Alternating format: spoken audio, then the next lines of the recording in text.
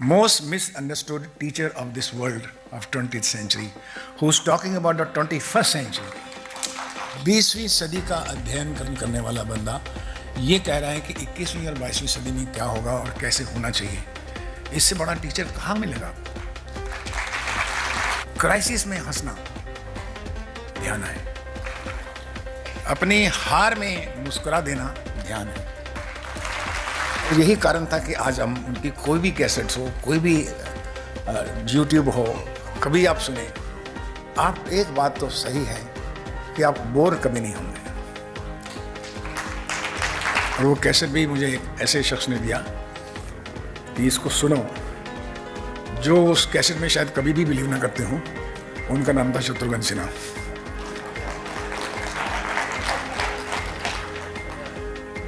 मैं बोला ये कैसेट क्यों मैं सुनूं? कहने लगे यार तुम सुनो, तुम्हारी बेचैनी खत्म हो जाएगी.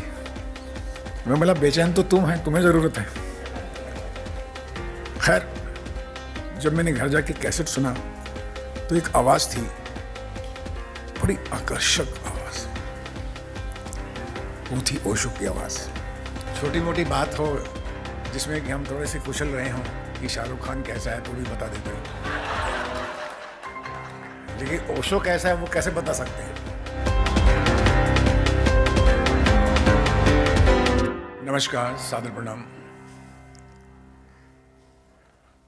कोई बच्चा जब स्कूल में आता है और स्कूल के आंगन में घुसता है तो उसे सीधा एग्ज़ाम का पेपर नहीं दिया करते.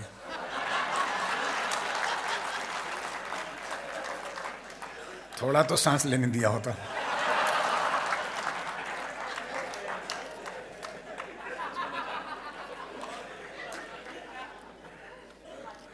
और कोई छोटी मोटी बात हो जिसमें कि हम थोड़े से कुशल रहे हों तो हम आ भी जाते हैं कि शाहरुख खान कैसा है तो भी बता देते हैं,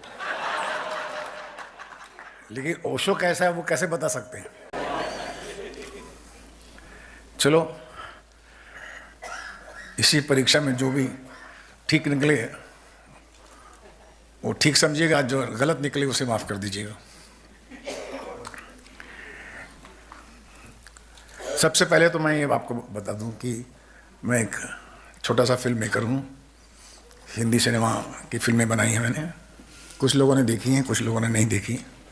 लेकिन फिल्मों में जो मैं प्रोड्यूसर, डायरेक्टर, राइटर बना, उसकी जो मेन कारण था या रुचि थी मेरी, वो बचपन से कहानियाँ पढ़ने की बहुत थी. बचपन से मैं कहानियाँ बहुत पढ़ता था और उसके बाद फिर काव्य शास्त्र ये सब पढ़ने शुरू किए. और जो शास्त्र थे या कहाँ जो थे उसमें क्या लिखा है 18 अध्याय में, ये कुछ नहीं मालूम समझ आता था, लेकिन उसकी कहानी जो है साथ में जुड़ी हुई वो मुझे समझ आती थी. तो गीता पढ़ते हुए भी मैं माँ को उल्लू बनाता था कि मैं गीता पढ़ रहा हूँ, लेकिन पढ़ता मैं कहानियाँ था. हे संजय. तो उसमें से अपने आप कहानी समझते समझते उसके मॉरल्स, उसके मूल्य, उसका अस्तित्व, क्या कहना चाहते हैं गीता में, वो समझ आ जाता था. तो मैं समझता हूँ कि कहानी एक ऐसी कला है और ऐसी एक्सप्रेशन है कि एक साधारण आदमी को समझाने के लिए या बच्चों को भी समझाने के लिए जब आप कहानी के साथ कुछ अपनी मूल्यों की बात या परंपरा की बात या नैतिक बात करते हैं, तो कहानी के साथ जब आप बताते हैं तो बच्चा जल्दी समझता है. तो मैं फिल्म एक कालीचरण बनाना था 1975 में, 76 में. वो मेरी पहली फिल्म थी जी. तो उसी वक्त मुंबई में मैं था. मैं दिल्ली का रहने वाला था. स्कूलिंग मेरी दिल्ली से हुई, हरियाणा से हुई. पिताजी मेरे डॉक्टर थे, माँ मेरी टीचर थी. तो मैंने एक कैसेट सुना, 76 की बात है, और वो कैसेट भी मुझे एक ऐसे शख्स ने दिया कि इसको सुनो, जो उस कैसेट में शायद कभी भी बिलीव ना करते हो. उनका नाम था शत्रुघ्न सिन्हा.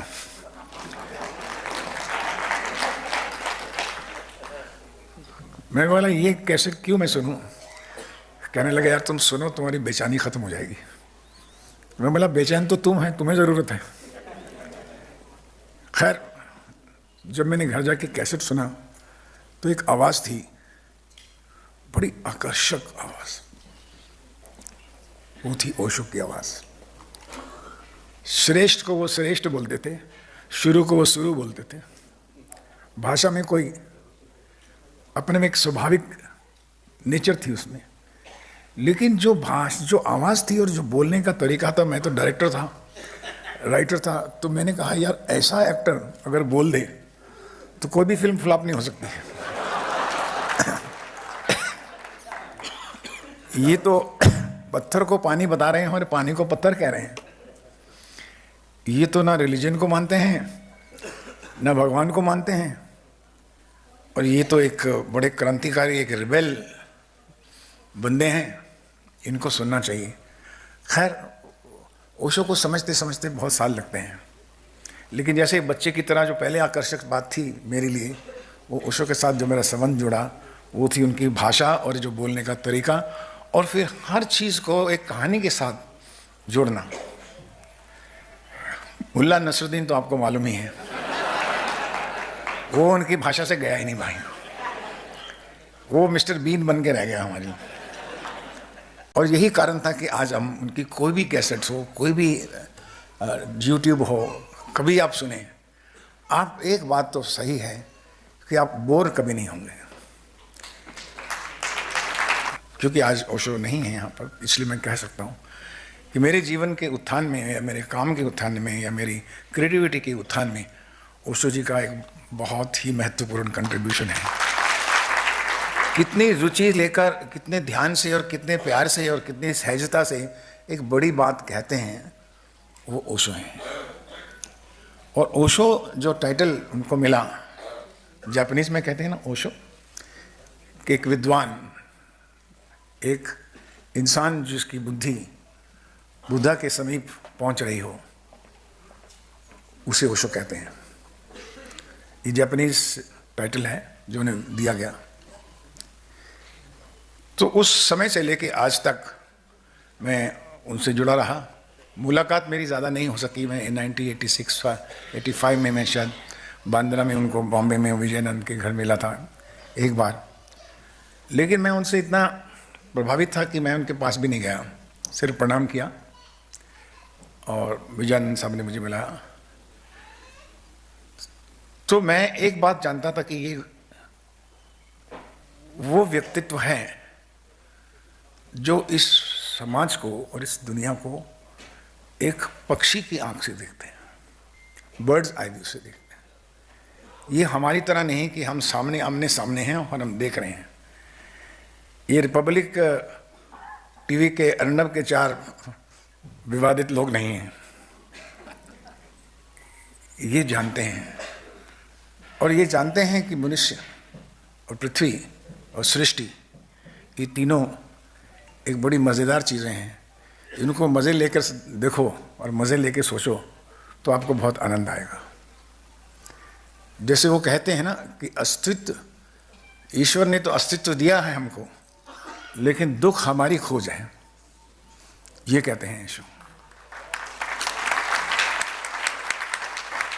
तो इस लाइन ने मुझे बड़ा इम्प्रेस किया कि मैं सोचता रहा कि बात तो कितनी सही है, लेकिन मैंने तो यही कहा कि माँ ने बताया कि पढ़ोगे लिखोगे बढ़ोगे नवाब, हर एग्जामिनेशन दो, पूरा साल पढ़ते रहो, फिर उसके बाद आप 6 सवाल आएंगे, उसका जवाब दोगे, फिर उसके बाद नंबर मिलेंगे, फिर उसके बाद डिग्री मिलेगी, फिर उसके बाद नौकरी मिलेगी, फिर नौकरी के बाद पता नहीं मिलेगी नहीं मिलेगी, फिर उसके बाद कितने पैसे मिलेंगे नहीं मिलेंगे, शादी होगी नहीं होगी। वो चिंता पे चिंता हर साल बढ़ते जाती है। मुक्त ही नहीं हुआ मैं, पूरी शिक्षा प्रणाली से गुजरा हूं मैं।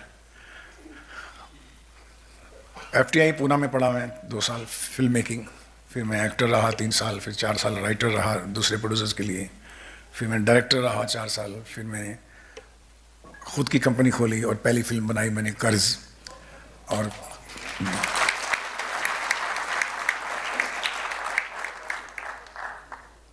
तो अगर आप कर्ज फिल्म के बाद फिर मैंने 11 फिल्में लगातार हिट फिल्में दी, 11 फिल्में।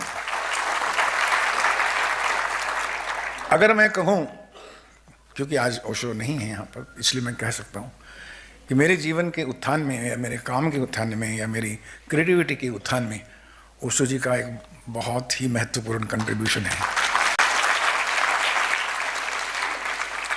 कंट्रीब्यूशन यह है कि किसी चरित्र को कैसे समझना। हर मनुष्य अपने अपने चेहरे और अपने चरित्र, अपने दिमाग, अपनी जीन्स लेकर आया है। इस दुनिया को कैसे समझना, इस जीवन की फिलॉसफी को कैसे समझना, हर कैरेक्टर की साइकोलॉजी को कैसे समझना, ये मैंने ज्ञान प्राप्त किया उनके सभी भाषणों से, उनकी सभी किताबों से। और वो मुझे इतना काम आया कि हालांकि मेरे पर प्रेशर था कि मैं फिल्मों में चोली के पीछे भी रखूं, वो भी गाना होना चाहिए, क्योंकि ये सेलिब्रेशन है सिनेमा। इसमें जब तक आप बिल्कुल एंटरटेनमेंट करके डांस नाच ये सब करके नहीं समझाएंगे तो लोग नहीं समझ पाएंगे। लोग फिलोसोफर नहीं हैं, वो साधारण लोग हैं। वो अपनी जीविका, अपने जीवन में इतने उलझे हैं कि आपके लिए बहुत कम समय है उनके लिए कि वो कुछ फिलॉसफी समझ सके। तो डांस, नाच, गाना, नाटक, तो जीवन नाटक ही तो है कि मैं माँ बाप मेरे से नाटक कर रहे हैं कि तू सबसे अच्छा बच्चा है, मैं माँ को कह रहा हूँ कि सबसे अच्छी माँ है। फिर अगर पिताजी आप तो परमेश्वर हैं, अगर पिताजी ने 4 महीने फीस नहीं दी तो बोले इससे बड़ा हिटलर कोई नहीं। तो पिता तो फाइनेंसर हो गए और मदर हमारी हाउसकीपर हो गई। तो रिश्तों के अंदर भी एक ताना बाना चलता रहा। और लेकिन हमारा भारत जो है वो रिश्तों पे ही बड़ा होता रहा। इतनी सफरिंग, इतनी गरीबी, इतनी दुख सहते हुए भी एक रिश्ता के रिलेशन थे कि सब ने अपने अपने यूनिट बना लिए और एक दूसरे का सहारा बन के उससे ही आज तक चल रहे हैं। ना शिक्षा से चल रहे हैं, ना किसी और चीज़ से चल रहे हैं तो सिर्फ रिश्तों की वजह से, क्योंकि हम एक दूसरे का सहारा बनते हैं। लेकिन मैं कहूँ आपसे अगर आपको अकेला खड़ा होना पड़े तो फिर क्या करेंगे? ये तो अच्छी बात है कि रिश्तों ने हमको आपस में सहारा दिया है, लेकिन अगर मुझे अकेला खड़ा होना है, नदी के किनारे छोड़ दीजिए या जंगल में छोड़ दीजिए या कहीं भी बाजार में छोड़ दीजिए, मार्केट में छोड़ दीजिए, तो मैं क्या करूँगा? मम्मी को बुलाऊंगा, भाई को बुलाऊंगा, अगर नहीं बुला सका तो मैं मर जाऊँ। तो तुम्हारे जीवन का तात्पर्य क्या है कि तुम अपने पाँव पे, अपने बुद्धि पे खड़े ही नहीं हो सकते, तुम्हें सहारा चाहिए रिश्तों का। ये समझाते हैं ओशो कि तुम्हारी खुद स्वयं की यात्रा है, तुम स्वयं पैदा हुए हो, स्वयं बड़े हुए हो और स्वयं ही जाओगे। ये सब निभाओ, ये कर्तव्य हैं, लेकिन स्वयं का ध्यान रखा कभी तुमने? ये जो ध्यान शब्द है, अगर आप इसको ध्यान से देखें तो ये सबसे ज़्यादा सरल शब्द है और कम से कम हमने कम से कम 50 बार तो साल में सुनते हैं इसको और कहते भी हैं, बचपन से सुनते हैं। सड़क पार कर रहे हो, ध्यान से चलना, मेरी बात ध्यान से सुनो। अरे तुमने ध्यान से सुना नहीं, मैंने क्या कहा? तुमने ध्यान से पढ़ा नहीं, तुमने ध्यान से एग्जाम नहीं दिया।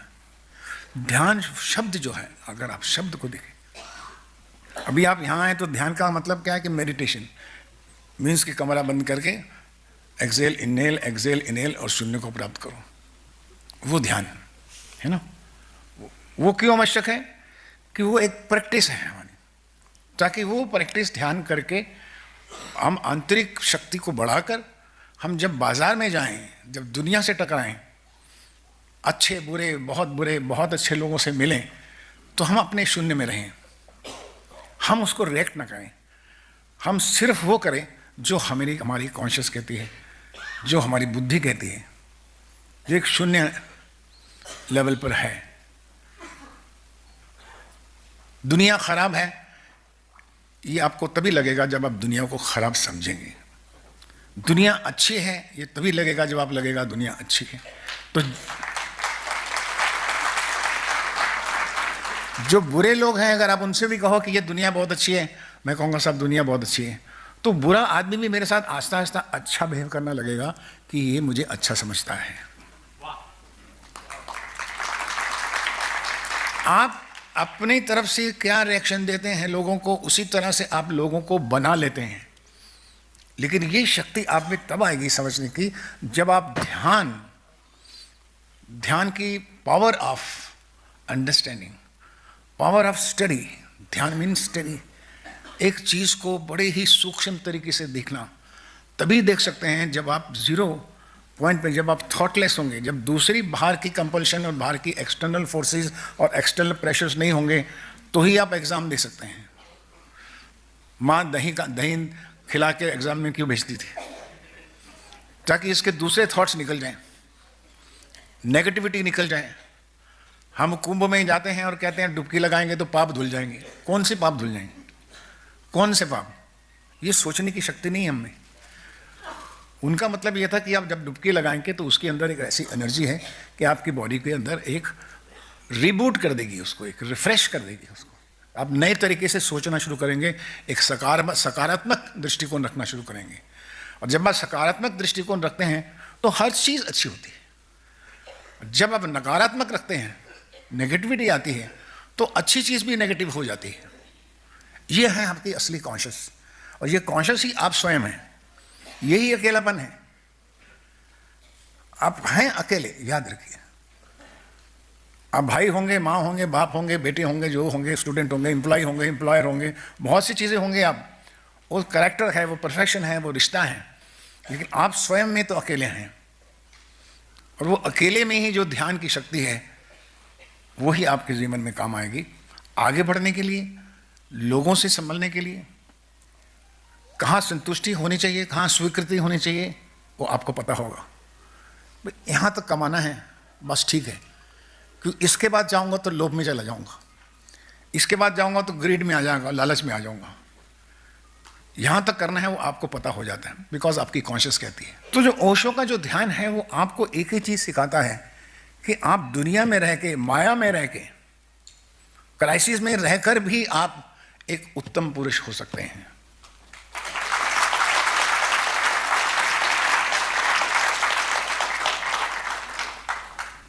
और वो उत्तम पुरुष वही होता है जिसके चेहरे पे चिंता, चेहरे पे दाग ना हो। हम तो इतनी माया नगरी में रहे जहाँ ऊंच नीच रोज सुबह शाम है, एक किस्म का काम ही नहीं है। रोज नई कहानी लिखो, नए एक्टर लो, नई चीज़ें करो, नए लोकेशंस हैं, नए चरित्र हैं, नई वेशभूषा, नई सिचुएशन, नए स्टोरीज। तो हमेशा हर सुबह एक चैलेंज रहता था हमको। लेकिन हर क्राइसिस को सहज स्वभाव से देखना अपने आप में एक शक्ति है। मुझे मेरे यूनिट वाले कहते थे कि सुभाष जी, आप जब क्राइसिस आता है तो आपके चेहरे पे कभी हमने टेंशन नहीं देखी। तो मैं क्या करूँगा, क्राइसिस को गले लगा लूँ? मैं फिल्म में शॉट ले रहा हूँ, यहाँ पर इनका मैं शूटिंग कर रहा हूँ, एक क्लोज लेता हूँ, तो इतना बड़ा सेट लगा हुआ है मेरा यहाँ पर, बहुत बड़ा। अभी मैं जब शूटिंग कर रहा था, आई रिमेंबर, ताल की शूटिंग कर रहा था, तो जो ये सेट था लगा था, कम से कम 15-20 लाख रुपए का शॉट था, वो कॉस्ट थी उसकी। तो मैं जब शूटिंग कर रहा था तो वो सेट गिर गया। काम कर रहे थे वर्कर लोग, जब गिर गया तो बिल्कुल ही ध्वंस हो गया, मतलब कि अब दोबारा लगाना पड़ेगा। तो मैंने देखा और देखने के बाद कहा कि देखो अभी साइलेंस हो जाओ सब लोग, मैं शॉट ले रहा हूँ। और मैंने ये शॉट लिया 15 मिनट, और शॉट लेने के बाद मैं बाहर चला गया और मैंने कहा कि ये जब ठीक हो जाए तो मुझे बुला लेना, मैं घर जाता हूँ। मैंने नहीं पूछा कि क्या हुआ, इसका कितना नुकसान हुआ, अरे भागो अभी दौड़ो, ये किसने किया, ये किसकी गलती थी, ये किसने किया। टूट गया ना। माँ ने बोला था कि बिखरे हुए दूध पे क्या रोना।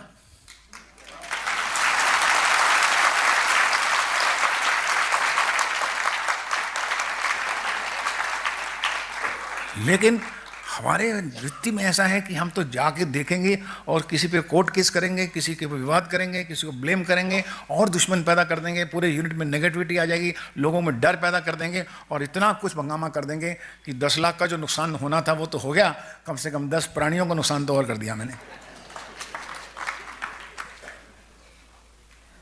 क्राइसिस में हंसना ध्यान है। आप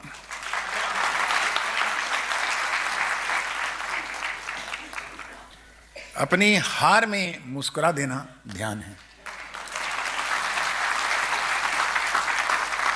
अभी भी लोग मिलते हैं, सुभाष जी आजकल आप पिक्चरें नहीं बनाते। मैं बोला क्या, मरते मरते भी पिक्चरें बनाता रहूं? बहुत लोग हैं बनाने वाले। आपको मैं हंसता खेलता खूबसूरत इंसान अच्छा नहीं लगता क्या? मैंने जीवन में ओशो जी से बहुत कुछ सीखा है। उनके प्रवचन से, उनके ऑडियो से, उनके वीडियो से, किताबों से। लेकिन मुझे एक बात का हमेशा दुख रहा है कि ओशो को बहुत से आम जनता के नैतिक रूप से उनको समझ नहीं पाए।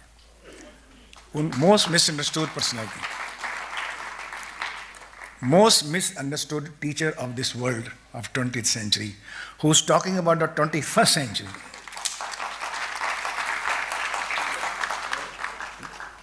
बीसवीं सदी का अध्ययन करने वाला बंदा ये कह रहा है कि 21वीं और 22वीं सदी में क्या होगा और कैसे होना चाहिए। इससे बड़ा टीचर कहाँ मिलेगा आपको?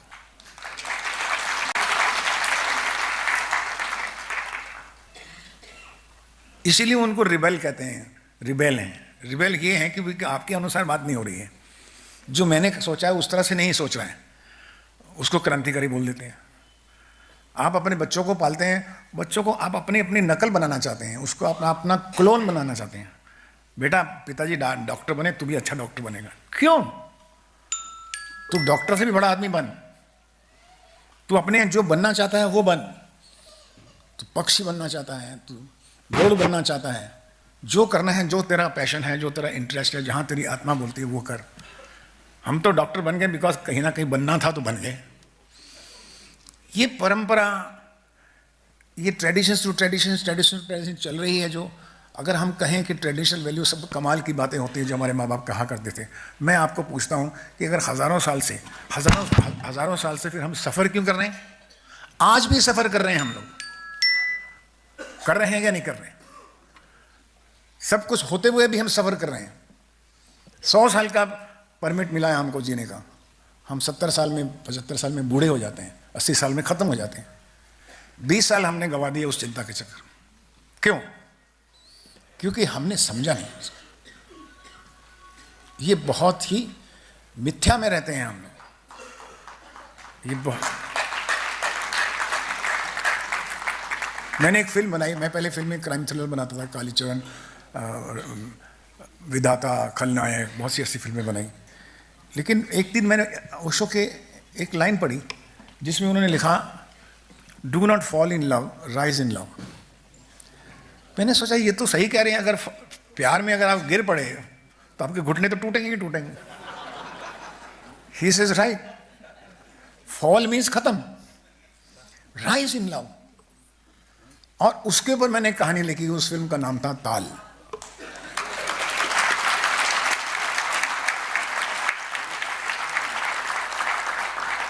और एक शख्स था अक्षय खन्ना, उसका कैरेक्टर लिखा, जो खुद में स्वयं में आंतरिक रूप से बहुत शक्तिशाली है। और उसको बहुत से ओछे अनिल कपूर टाइप लोग मिलते हैं उसको, लेकिन वो अपनी सिर्फ शक्ति से, साइलेंस से, खामोशी से ही जीतता है। खामोशी से ही उसकी लड़की सब भाग के आते हैं, पिता देते हैं, वो देते हैं, सब जो उसको चाहिए वो मिल जाता है उसको।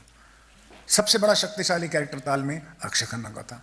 और अक्षय खन्ना का कैरेक्टर वो ऐसा था कि जब मैंने फिल्म लिखी पूरी और अक्षय खन्ना को बुलाया और मैंने कहा कि ये रोल तुम कर रहे हो, ये कहानी है, तो वो मेरी तरफ देखने लगा कि सर इसमें तो मैं कुछ भी नहीं कर रहा हूँ, जो आता है वो लेके चला जाता है मेरे से, और मैं खामोश खड़ा रहता हूँ। मैंने बोला यही तुम्हारा कैरेक्टर है, तुम हर बार मुस्कुराते हो। एक शांत बंदा है, वो एक ओशो का रूप है। मैंने कहा वो शांत है, आप कर रहे हैं, वो मुस्कुरा रहे हैं, वो आप प्ले कर रहे हैं। और आप मानिए ना मानिए, ताल के बाद सबसे ज़्यादा अप्रिसिएशन सिर्फ अक्षय खन्ना को मिली।